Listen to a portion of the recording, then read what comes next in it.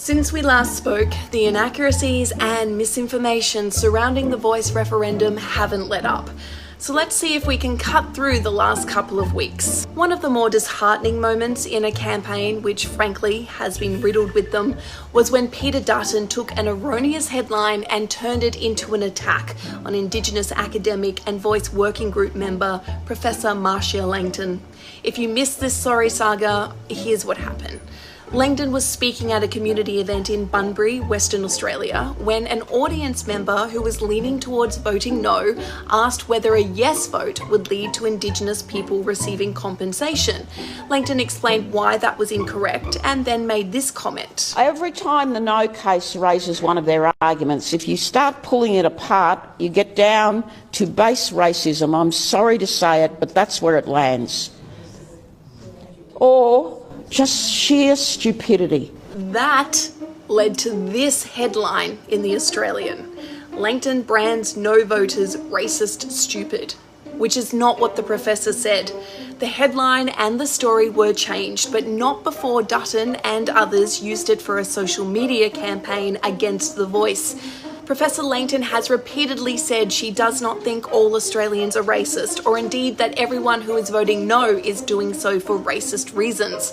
But the opposition has continued to demand an apology for what Susan Ley described as an insult. And the Bunbury Herald reported that Professor Marcia Langton, a member of the Referendum working group appointed by the Minister, has accused no voters of opposing the referendum because of, quote, base racism or sheer stupidity, unquote. Will the Minister for Indigenous Australians condemn Professor Langton's comments? But are we really going to pretend that racism doesn't exist in Australia? Langton was acknowledging those attitudes exist and that some of the arguments against The Voice exploit those attitudes. That it's been held up as a gotcha moment says a lot about the tone of this campaign.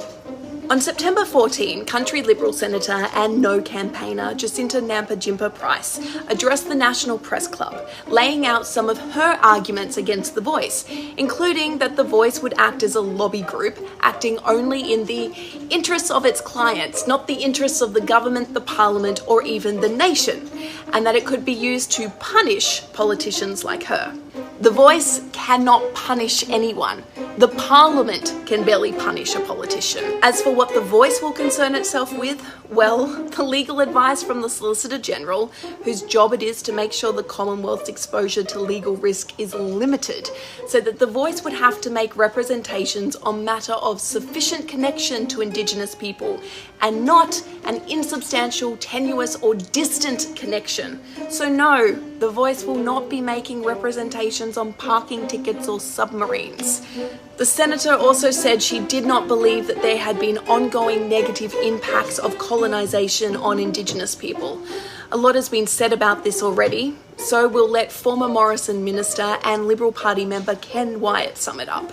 And he said, "You cannot ignore those facts that are part of Australia's history, its public record, and the details of the stories that have been told." And then the issue of treaty reared its head again, but unlike the rest of the campaign, it wasn't being raised as something that a yes vote would bring about.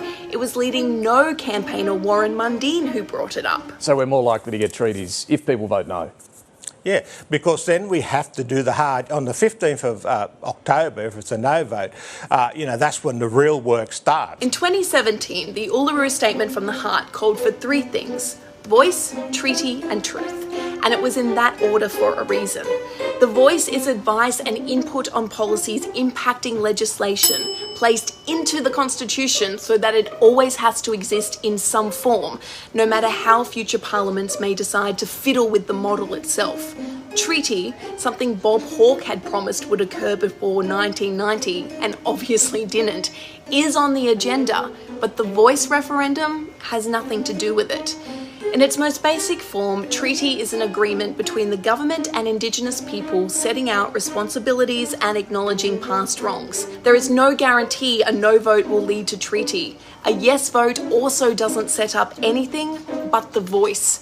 No matter what you've heard this referendum, it's just about the voice. That's it. and the Voice is an advisory body. You're only being asked whether or not you think an Indigenous advisory body should be included in the Constitution.